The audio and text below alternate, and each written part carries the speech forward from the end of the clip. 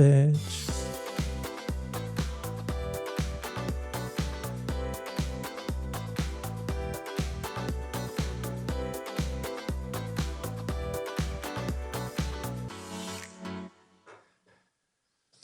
And we What's are happening, here. founders? Sean and Simon here today for the Elevate podcast, where we lift founders up to the next level. I'm so excited to be here with alongside co-host Mr. Simon Severino. Simon, how's it going, man? Hey, Sean. Amazing to be here. It's just the two of us today. And we get to answer a question that we got like a dozen times last week in the 200K Club, which is, how do I craft the right offer, including the right price? It seems to be hard for people. So today we break it down into the single elements. Yes, I'm excited about that. And yeah, what's a big win for you today, Simon? As we kick this thing off, I just got done building a new funnel, which I'm excited about. It's a sideways webinar funnel, a little bit different than what most people think of, but it's already been tested and into the field today. So that's my big win. What's yours? I love this. I was gifted a campaign today and it worked immediately. And What I kind of did campaign something. was it? It's a campaign where you ask your current trusted long-term relationships for a specific referral. Oh, Very basic campaign, but it's kind of genius and it works immediately. And the second win is from my workout in the metro on my way here. Whenever I feel it, I review my being right now in my main roles, right? Husband, father, CEO, investor, athlete, trader. And I usually do this on my phone quickly just to write it down, like journaling. And today I did hit the button and posted it on socials, which I really liked, because my experience is, yes, I make myself vulnerable whenever I show a lot, but also the universe responds, reacts, gives me information, gives me inputs, gives me ideas. And that is actually a little magical moment. Whenever I open up, usually I learn a lot, I receive a lot. Probably also I get attacked and but the there's always going to be haters, man. Like of it's just course it's a thing, man. it's part of the game. But yeah, today I published it. Cool, man. That's awesome wins. I love those wins. I'm gonna go back and creep on your stuff and look at your posts. So I want to see it. Today we're getting into offer creation, like Simon said. The stop loss king over there. A couple of questions we got for us to get started. So the first question I'll just throw out to Simon, and we can kind of go back and forth on it. Simon, how do I identify what my target customers actually want and need, so I can create an offer that truly resonates? So it's two parts: target customer and what do they actually need. How do I find out what do they actually need? Let's start with the second part. How do you find out what they actually need? Comments that they write in the chat, comments that they put on your YouTube channel, comments to your posts, questions they ask you via email, via phone, via WhatsApp, questions they ask you on socials, questions you get during working with them. Every session, end it with a quick review. What else do you need? What can I improve the next time? Every month, ask the NPS questions, which I like to enrich them. And we do it monthly because our cycle is 90 days of coaching. So I ask 3 times in those 90 days. And we have enriched the NPS questions, the Net Promoter Score. So we ask our clients what was working particularly well during the last 30 days. What's missing? What else do you need? And how likely is it that you refer us from 0 to 10? And Well, wait. Say those questions again because I think they were important for everybody to hear. yeah, so what was particularly helpful in getting you to your results this month? What's missing? What else do you need? And from 1 to 10, from 0 to 10, how likely is it that you refer us to somebody who needs this? Yeah. So for all of those folks that don't understand what Net Promoter Score is, it's questions designed to give you actionable insights into your business so that you can actually like change and tune things. So what Simon said is right. So the core question on a 0 to 10, how likely are you to recommend? Why did you give that score? Right? What's one thing you could do to improve? What's the most valuable thing in your opinion about our company? And how does our company compare to other options that you've considered or used before? Right. So those are kind of like some other NPS questions you can ask. And those people that answer those questions. So I guess like let's back up a minute because you're saying, hey, I need to get all these people to ask me questions. How do you get people to ask you questions, Simon? Well, the world is a piazza, right? Go to the piazza. I was born in Rome. Like a pizza that you eat, like a pizza that you eat, or what No, the piazza? Like a piazza is you get out your door, you get down the street, and in Italy, people meet at the piazza, Piazza Navona, Piazza di Spagna. That's where you get got out. it. I don't know how Americans do it or Australians, but in Italy, you get out and you meet people, right? This is how we meet people. And now, in this digital age, I go to Twitter, I go to Facebook, I go to YouTube. This is my piazza now. My own events where I'm invited, podcasts. I run my own podcast, like right now, and I go onto podcasts of other people. That's the piazza that other people have built. So use other people's resources. Every single time you are on a podcast, you are doing market research. Every single time somebody is on your podcast, you're doing market research. Every time you do a monologue, your comment section is market research. So this is if you don't have any clients, right? Assuming you don't have any clients, you started yesterday with your business and you have 0 clients, that's what I would do. You go on podcast, you bring value and you see what happens, what resonates. That's an A/B test and it's market research. Plus, now you have Claude and all these beautiful AIs. Ask it. I go to Claude and say, hey, this kind of people, that's the people that I want to help. What are their top 3 problems? This is my superpower. How can I help them? Where do they look for help? What are their reviews about similar offers? Like, what do they write on Amazon in YouTube comments about similar offers? What do they hate? What do they miss? What are they not? Which needs do they have that are not being met right now? I love this, and I'm just going to add one other thing because you brought up AI. I think it's important that everybody hears this. Is go into AI and ask who your top 10 competitors are. And they have this other thing, you know, in finance, they teach, Simon knows all about this, OPM, right? Other people's money, right? You always want to use other people's money if you can. But in the digital age, there's something called OPA, which is other people's audiences, right? So if you can find your competitors and you can go look at some of their posts and look for the trends in the comment section that they're saying to your competitor, those are things that you can add into your own offer to completely separate your offer from theirs and make you different. So if that's what you're trying to do, that is another secret way to do that. Just use AI to pull your competitor list and then go figure out what's in their core offer and then figure out how you make yours absolutely different than theirs that would serve them differently. So it's another way to do that. But yeah, I love the best way to create the offer is to ask the people that are going to buy it. That's the number one answer of how you get something to resonate with them. Just ask them what they want. What are they trying to accomplish, right?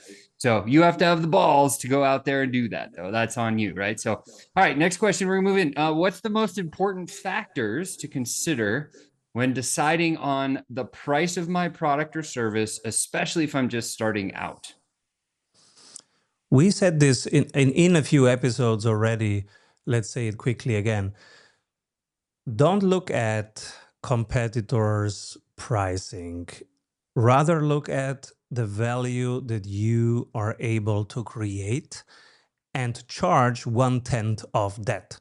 So if you can add 200K to their life, charge 10% of that. If you can reduce their costs by 30K, charge 10% of that. I think that's a good overall rule of thumb, better than it's simple, it's logical, it's safe for them to buy.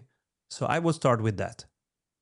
Yeah. And if you don't have results and you don't know how much money you can earn somebody, take on 1 or 2 or 5 clients for free and serve them for 3 to 6 months while you're doing whatever else you're doing, and figure out what kind of result you can actually get somebody. And then that makes it very truthful, because then when you come back to make that offer the next time, you have a very high level of conviction saying, I just did this for 5 people. Like, I know I can get you the result. It will put you in a place where you're having the conversation, or what I like to call is calm confidence. Like, hey, I know I can get you the result. It's just whether or not you want to work with me, because I want to work with you.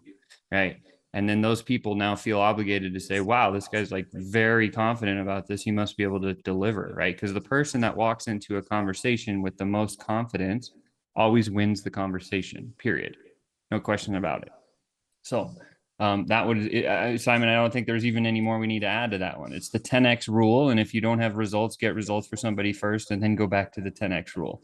So, Yes. When I started out, I was asking my network, hey, which clients do you have that are either too demanding or too hard for you, or that for some reason you would like me to do? And they always had one or two that said, oh my God, that group, that's too large and they're just speaking English. Can you do that? So it was not their native language and it was a too large of a group to work with. Another one, they had a harsh conflict in their board. They said, can you do that? There's such a huge conflict in there. I don't want to do conflict. Can you do that? And so people will find, or they will say, oh, that client, they don't want to pay so much. Can you do that? And we split it.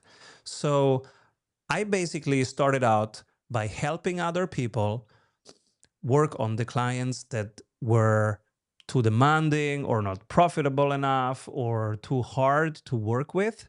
And that's how I got to my first 5 clients. I love it. I love it. I love it. All right, let's move on. Next question is, how do I differentiate my offer from competitors in a way that's meaningful to my ideal customers? Well, the good news is you are unique. So there's actually nothing to do. Just by being, you are completely unique. Ask your mom. There is nobody else out there. Ask your friends. Hey guys, what's my superpower? What's my uniqueness? They know your weirdness. And I gave a TEDx talk about this. I said, guys, whatever makes you weird in social situations, that's your competitive advantage. That is your asset. Don't be ashamed. Don't hide it. Put it out there. Be aggressive about that. Say, I hate people. I love numbers. I'm the spreadsheet guy. I'm the best spreadsheet guy you can have on your team. Do you want me on your team? The other way around. I can't count to 10, but I love people. Can I run your HR department? It's your superpower, guys. Own it. Own it. A lot of the ways that I say it, right? Because my superpower is weird. It's I can message in the DMs better than just about anybody on earth, because I've had more experience than anyone else, right? I've been in over 1 million direct message conversations, and that's more than anyone I've ever met before. I see the patterns like the Matrix. So somebody comes to me and says, what's your superpower? It's like, I'm the DM guy. Like, I've closed hundreds of millions out of the DMs. Not many people can say that. So, and then that's what makes us different, right? And they're like, well, why would we work with Sean versus like a competitor for other platforms? Because I'm a sales guy and I'm not a marketing guy. I didn't build a tool just to get you leads. I built you a tool that can get you sales. So like, if that's what you want, come to me, right? And that's kind of the big move of how I separate myself from all our competitors, is because, and there's just one example, is like, most softwares are here. I can collect all these people for you and I can even get you connected with them. What you do after that, I don't give a shit. That's what most marketing softwares do for you. And if you have someone like, where our company is a sales-based company, we said, no, no, no. We don't need to get you 1 million leads. We just need to get you 100,000 of the exact right ones. And then here's the exact things we say to them in order to get the result that you're looking for. And this is how we track it. This is how we optimize it. This is how we grow it. This is how we do all that stuff.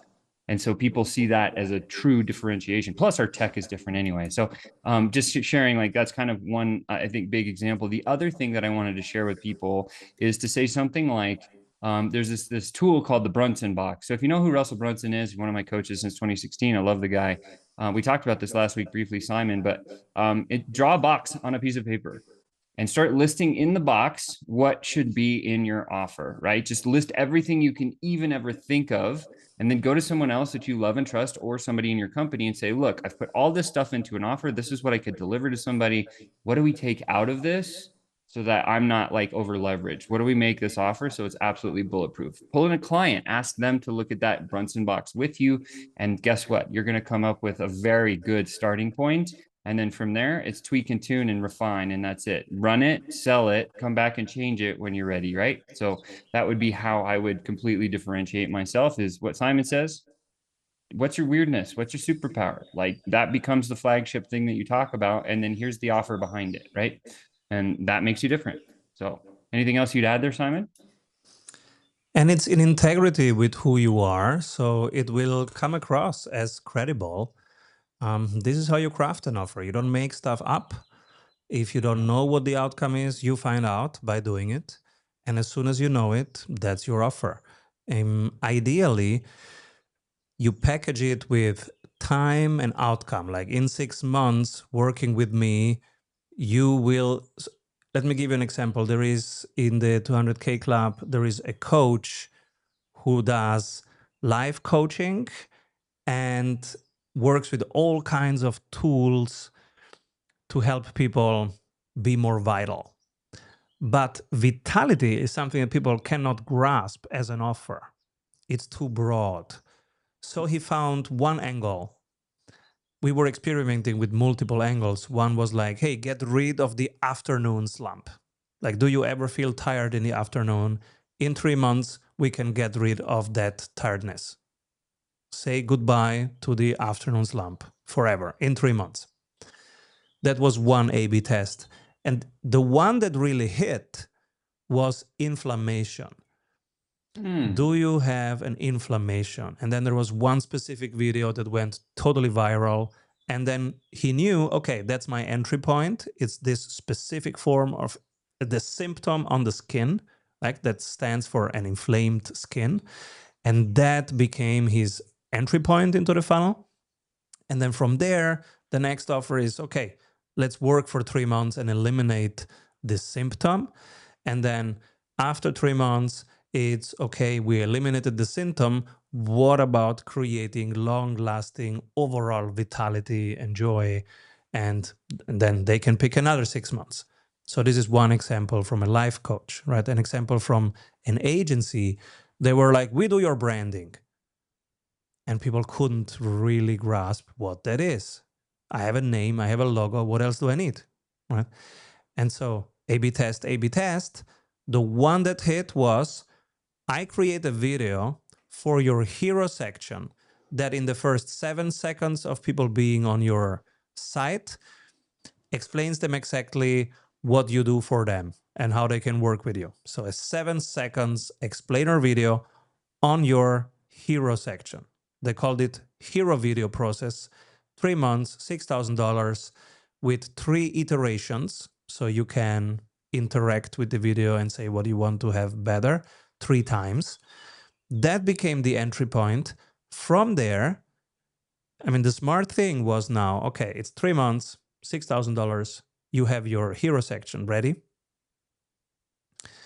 It's easy to buy. It's safe, right? You have 2 revisions in there, so it will be good probably, right? And in the end, they had it so standardized because it's now a proper offer, a productized offer. And the magic of this is now the founders didn't need to do it anymore. They could hand it over even to the intern, because you can write it down. Week 1, this is the questionnaire that you give them. Week 2, you create the first draft and ask them for feedback. Week 4, you show them the implemented feedback and ask again for feedback. Week 6, you deliver the first thing, right? And so you can write down the process now and hand it over. So from there, the next magic happens, that you are out of the delivery and now your time is not needed to create value. But that might be the next episode. But this is a packaging for a coach, or a packaging example for an agency. I love what you said, and all I'll just add to this is kind of why you have books like that teach you how to build lead magnets, right? Because what Simon is talking about, and he said a key frame and a key word. So if you're just listening, you never heard this before, entry points, right? So I've always learned from all the people that I've studied over the years and years and years of doing this, that the business that has the most effective entry points wins. And so what Simon's talking about is find your first entry point. What is the entry point? Maybe it's like what he was saying is, hey, there's a rash on my skin. I can get rid of your eczema, or like you said, the inflammation thing, or whatever the entry points that you believe will hook a client are the things that you should test. How do you test that? Well, all we do is we use DMs. Very simple. They're free. Send the DM message about that new free entry point to 10 people and look for response. If you get between 3 and 6 people saying that's interesting, you're onto something. That's all there is, right? And then you just start development of that entry point into what Simon says, a formal SOP, standard operating procedure, that you can then eventually hand off. Now you have one done, you got your time back. Let's go build another entry point for some other person, right? Because there's going to be lots of different people that come your way that you can serve. And again, as you build more and more and more and more entry points, guess what? That's you win. So like think about like ClickFunnels as an example, is a software that helps you build funnels. They have more entry points than I've ever seen any company ever, right? They have 3 or 4 or 5, 10 different books. They have different software models. They have coaching programs that are entry points. They have, hey, just buy the software for yourself entry point. So there's a lot of, oh, hey, learn how to build a webinar entry point. So there's a lot of different like hook points or entry points that people build. And then those are the things that create, now you have all these different things you can split test, which is the best one. And then double down on that one, put that one into paid ads, right? So that's the big next move that I like. So that's awesome, Simon. Definitely helpful there.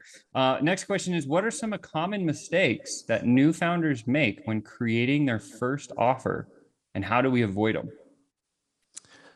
Being generic, like things that I hear specifically from consultants, coaches, is I help pioneers, transformational leaders create the world of tomorrow. I don't know what you're doing. And I can say this because for the first 15 years of my career, my friends didn't know what I was doing. My mom and my dad didn't know, what the heck are you doing? And the more I explained it, The less they got it. the Yeah. less they got. So it's hard if you are in a knowledge work, but it's actually easy as soon as you put in a time and an outcome. And if sometimes you can even put results. So what's the difference between an outcome and results? If you are working with the part of a city that gives out grants, for example, an outcome of a grant is we gave away $2 million in grants. Result of those grants is something else. Might be we have now 22,000 educated children who couldn't have educations without the grant. So that's the difference between an outcome and a result. Sometimes you can't have a specific result, but you can talk about the outcome, at least. At least outcome and time. Even better, result and time. Yeah, I would say I love this because I mean, obviously you went directly to like tagline that people say. It's like, what's the elevator pitch that you have? What's the 30-second commercial that you can share? What's the one sentence liner that you can throw at somebody at any time that will basically share the pathway and then lead to your offer? Don't be generic is like the best rule. And I think what Simon said was interesting, right? A lot of people talk about transformation versus results and outcome. So I think you said all of those words. And so the example that I would give is as a founder, and you're listening to this, let's just go back into my world for a second, and because I can make that example extremely real. If I came to you and I said, hey, look, I can help you build a predictable lead engine in your business. Okay, that's a transformation because I've taken your business that didn't have one and now you've transformed your business into having one. For the right founder, that's going to be the right message, but it's not as sticky as talking about result and outcome first. So when you're talking about transformation, what I would encourage is keep that behind the results and the outcome, because that's what people really need, but it's not what they want. And this is where it really starts to dig into want versus need. What do people want versus what they need? They need the transformation. Hey, the predictable lead engine in your business. But what they want is I can help a founder 4x their sales in the next 30 days. That's an outcome that's specific that I can help them with. And the vehicle I use is the transformation with the lead engine in their business. And that's the big difference. So think about when you're throwing a tagline at somebody, throw down more of a results and outcome expectation as your first sentence. It's pretty helpful because when people are like, I want that. Okay, great. Let's talk about it because he said, I want that. I'm raising my hand. I'm interested. And then you get in a conversation and you're like, oh, well, you just need to put this lead engine system in your business and you'll get the outcome you want. And this is going to be your transformation. And then they're like, that's amazing. And that's how the three things kind of play together, right? That's really, and you can close lots of deals just doing that. So I think that's pretty cool with that one. I would say common mistakes other new founders make is they build the widget before they sell the widget, right? Don't build the thing before you sell the thing, because if you do, you've just spent months and months and months building the thing in the digital underverse and you launch it and it flops because nobody wants it. You didn't do the proper marketing research that we talked about a little bit earlier, right? So that's a big mistake. The second thing is create the idea in your head and then say try to go sell that. Don't do that either, because that's going to be your solution for your stuff rather than asking somebody what they need to help them with, right? What are other mistakes that people make, Simon, as we kind of just start to brainstorm here? It's incredible how many people still build products before they market them, and they think they can get away with it, right? Because yeah, but let me build it for 6 months, then I will get the funding, and with that funding, I then can create the commercialization of it. That's not how it works. You will just run out of money. That's it. That's Or the question I asked him. That's the question I asked him. I'm like, oh, that sounds great. Are you independently wealthy? Like, how are you going to make it? Right. Like, because that's a long ass process to get there. Right.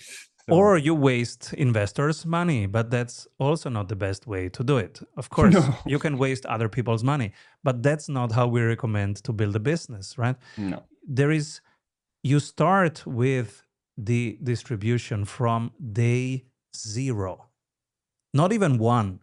It's zero. It's your personal brand, is who you are, is how you communicate, is whatever you did before that makes me trust in you. Is I did this before, I posted this last week.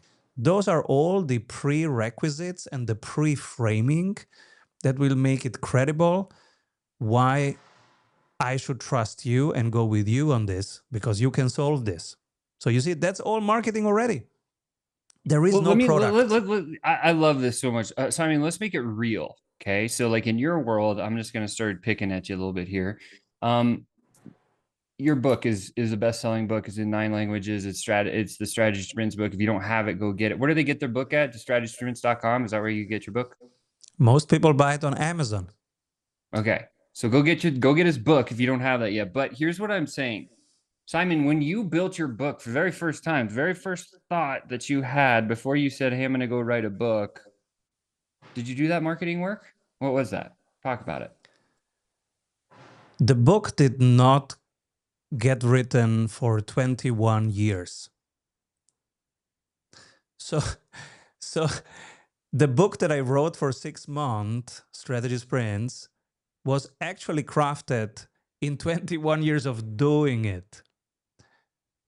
And during those years, I don't think I did anything else than just solving clients' problems, solving them in New York, in Miami, in Beijing, in Paris, and sometimes in 1 week, all these cities. So for 4 years, I was just flying, helping, flying, flying back, flying to the next, flying back, flying to the next, just doing the thing. This is how you craft a book or an offer. And I learned this from my mentor. he would teach strategic management at the University of St. Gallen. And he had this thick binder, like a paper binder. And each chapter would move a little bit with the questions that he got from his students. So he said, okay, today we talk about decision making. How do you decide if to reinvest into the business or into the product? And then he would get some questions and the binder would change. After 6 months, 8 months, the binder wouldn't change anymore after the Q&A. Now he knew the product is ready. He would give this binder to his publisher, and that would be the next book. But the way you build a book is doing it live, immersed with your clients.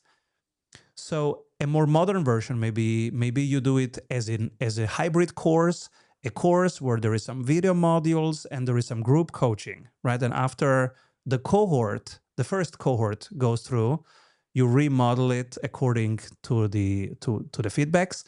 And then probably with cohort 3 or 4, at some point it clicks with you and you go, now it's mature. Now it's a product. So now let's answer your question. When did the marketing start? Well, all the time. You had to get the first 10 participants to the cohort. So that was already marketing and sales. Even if they didn't pay anything, that's already marketing and sales because you are asking for their time and their attention, and that's very valuable. So that's sales right there. And sales doesn't work without marketing. What's the marketing is how you behave, how you dress, how you speak, how you listen or not listen, how you show up, how you deliver value in the session or not. That's all marketing. Marketing is not posting something or the colors of your brand. That's not marketing. It's marketing is how you show up. The value you create or don't. That's all pre-suation to sales. Yeah. So I would never discount anyone that's writing a book. Like the people that write the books that last the longest and do the best are the people that did exactly what Simon said. If you think about someone like Tim Ferriss, he's a blogger. He used medium.com. That's how he got his whole start before he started writing the 4-hour series. The 4-hour work week was designed around blog articles. So he did exactly what Simon was just sharing. He wrote a blog article and he published that out on medium.com, and he looked for feedback, comments, questions, suggestions, how to make it. Then he rewrote the blog over and over until he got that one perfect. Then he wrote the next blog, and then the next one, and the next one. He ended up writing like 50 or 70 blogs. And then he pulled the best 15 of them that had the most traction and put that into a book. Merry Christmas. That's how he wrote a best-selling book that still is a bestseller that will continue to probably be a bestseller forever, right? And so he did the work through his blog because he had the training in the years before. I think that's really valuable.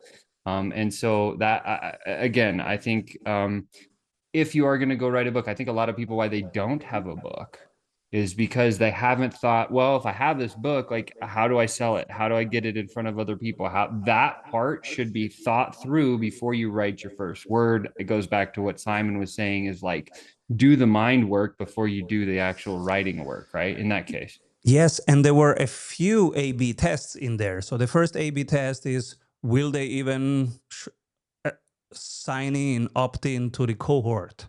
So if I had no cohort, there would be no book 20 years later. Yep. If this isn't needed, if this doesn't click, that's my market research right there. Nobody needs a book about this. That's the whole point. Exactly. So in this time and age where you can be very lazy and with 3 clicks your AI writes 17 books, please don't do it. We don't need more lazy books. We need something helpful, right? There is enough of that stuff out there. After the book, it did not become a bestseller. It's just normal book. But it was so helpful that China asked for the rights to translate it into Chinese because it's a practical book. The few people that have it on their desk, they actually use it to run their business, to take business decisions. And they write me a letter thanking. And now it's going to be translated in Russian and go into the next iteration, right? You have it in a textbook as well somewhere, don't you? Yes, it's in universities. There is a ton of universities in the US that have it in their curriculum, right? When they teach strategic management, when they teach how to run a business, it's right there in MBA's courses. And I think that's a defining, just to be able to say that. Like, I think that, that you're an outlier because of that, right? Like that, the fact that something that you've designed and built and lived for the past however many years is now being taught in a curriculum because it's the right thing. That's the other piece. let me give you something. Well, it's not surprising because for 20 years it was an MBA course and a practical work with these people on their actual businesses. But I made a ton of mistakes with book one. I just started last week writing book two. This one is with a co-author, with Jay Abraham, hero, mentor, amazing person. And this time I will do a few things differently. And since you are also writing books, let me share one thing that I will make different. The title of my book, well, first of all, start with the title. Start with the end in mind. And this time I will do it differently. So the first book, the title of the book was the title of my company, the title of the flagship program, and the title of our method that people can get certified in. It was a tactical play to just own this everywhere on the internet. It worked. We secured the IP. It's good for securing IP if you want to do licensing and franchising, all this stuff, but it's not a great book title. Strategy Sprints, your kids will not remember that name. Nobody will know what the heck it is. Except a publisher, they said, yes, it's iconic, let's do it. And I was young enough to go with it. Second book, the process will be different. I will ask this question. I will ask two questions. From the perspective of the buyer, right, of my ideal client, I wish I had ... and I want ...